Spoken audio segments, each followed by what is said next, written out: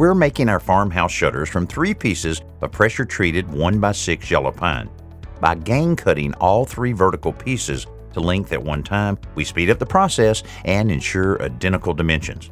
Depending on the size and your preference, you can use either 2 or 3 horizontal pieces to join the verticals together. These shorter pieces can also be gang cut to save time. We're assembling the shutters upside down so we can conceal the fasteners by driving them in from the back. We apply waterproof wood glue to each horizontal piece, slide it into position under the verticals, and then drive 1 1/4 inch coated deck screws through the verticals and into the horizontal piece.